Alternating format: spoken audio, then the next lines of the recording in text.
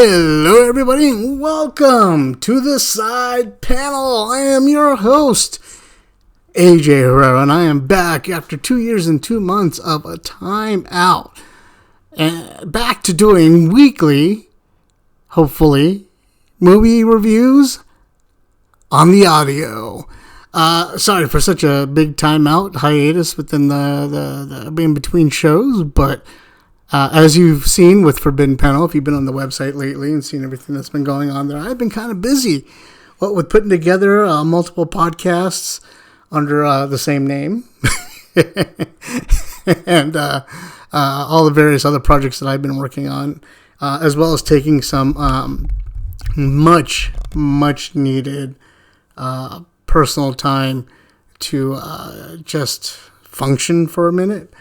I'm back. And I am ready to go.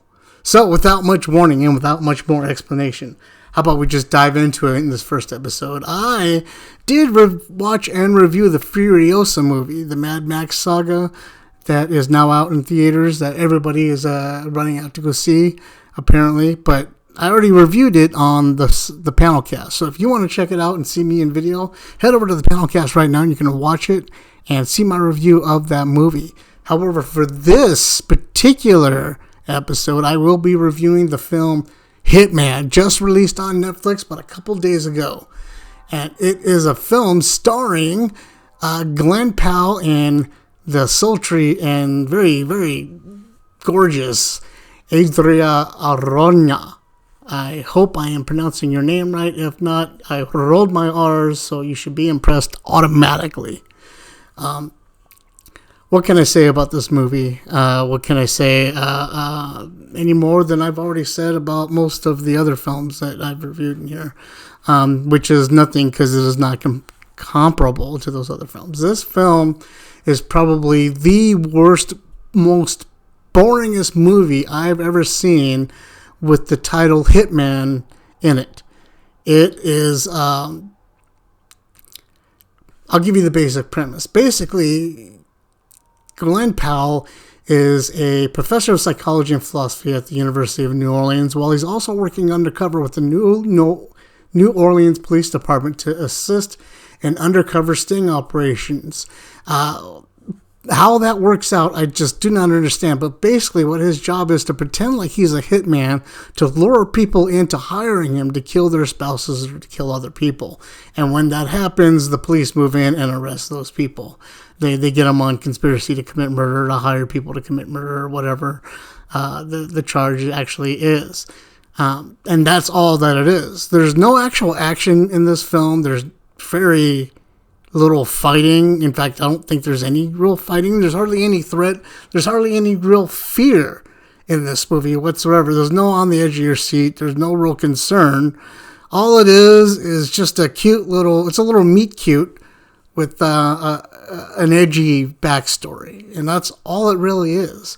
I was highly disappointed in this film because the way that they showed it and the way that it came off and the way that they even advertise it on Netflix is that it's hilariously funny with hijinks and all this stuff going on, when really at the end of the day it's just Glen Powell playing cosplay and hooking up with Adria, and that's about it. There's no real threat at all. This movie is just, the only action you get in this movie is the hot sex scenes, which is really safe for work sex scenes.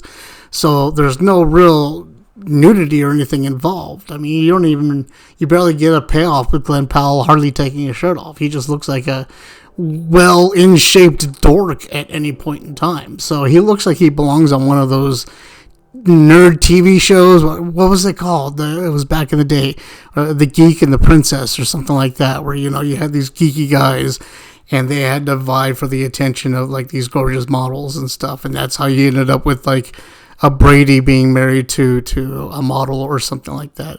But anyway, that's what this felt like, like it was just, it was miss. It was completely miss. And I'm sad because I'm a huge fan of Glen Powell. I've seen a lot of the movies that he's been in lately. Even some of his earlier work, I was a fan of. I mean, Let's go over some of the stuff that I liked him in. Dark Knight Rises. We all love that movie. Expendables 3. Hidden Figures. He was great in that. What else? Top Gun Maverick. Devotion. Anyone But You recently. Oh my God, that part was great. In Devotion, he did a great, wonderful job in there. And he's coming up in Twisters, which I'm excited to see. So he's been killing it lately in TV and movies. He's becoming the new Hollywood it guy, the new pretty boy, the new guy who's to shove his face into everything. And it seems to be working out for him. And I wish him nothing but good luck. But this is one of those, like, it feels like you do it to pay rent. In the meantime, you do it while your flame is on fire. And then you just end up coming up short. It's unfortunate for this guy. I hope it doesn't put a stopper on his momentum, because he's got such great momentum going forward right now, and I really don't want to put a stopper on it. So I'm excited to see where he goes from here, but I'm just warning everybody right now, it's not worth the bandwidth to watch. You're going to choose anyway to watch it. I know it, because he's such a pretty boy, and you're curious as to whether or not I'm just blowing smoke out of my ass or not. And to be honest, I sometimes do. Just like now.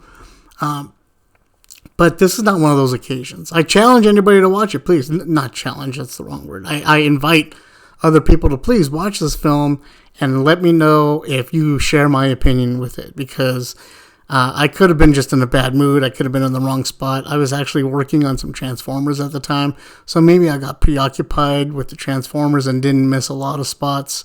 It's possible. But if I'm telling you right now, I was more focused on doing my Transformers and I wasn't watching the movie, then that tells me that the movie wasn't good enough to hold my attention. And that's unfortunate. But it's on Netflix again, so I really didn't lose out on any money. Maybe a couple pennies worth of the bandwidth when you do the whole math equation and algorithm to figure out exactly how much money you're losing by watching Netflix on a daily basis compared to what you pay for it. But, hey, that's just not me anymore. I'm not that dork on the math. But you might be, so please do the math. Or not. I don't know. Anyway. If you really are hankering for a Glenn Powell movie, a really good Glenn Powell movie, Anyone But You is out there, and it is comedy. I really enjoyed it and found it to be really funny and lighthearted, and enough to where I didn't really need to put too much focus in it to enjoy it, and that's what I really liked about it, because it came across, everything about it was funny. Now, Devotion, maybe Top Gun Maverick, those are movies you want to pay more attention to, because what's going on the screen involves something other than what the actors are putting forth. That's not the case in these two movies, Hitman and Devotion, or I'm sorry, Hitman and Anyone But You, whereas Anyone But You, it is focused on him and Sydney Sweeney, and who cannot focus on Sydney Sweeney. But it deserves to be with Anyone But You. It doesn't deserve to be with Hitman. He's a great actor. He plays the different characters well. He wears the different costumes well. And in that aspect, it is kind of amusing, but it's not enough to warrant a 2-hour Netflix film on it. And for that reason, it gets my nay vote. So there you have it. Thanks everybody for tuning in. You've seen the format has changed. We used to be on Anchor and FM. Now we are on Spotify predominantly, moving over as well onto iPad or iTunes, as well as iHeartRadio and Amazon Music, Spotify. Everywhere you can find podcasts is where you'll find us. We're going to stick primarily to the audio format with this, because I don't like being in front of a camera that much.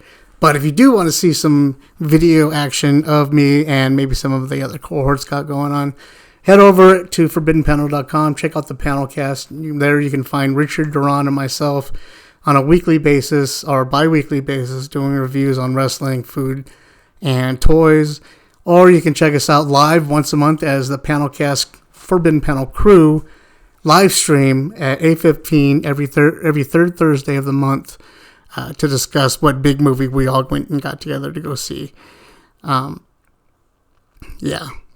So with that, shoot me an email. Let me know what you think. You can shoot me a voicemail.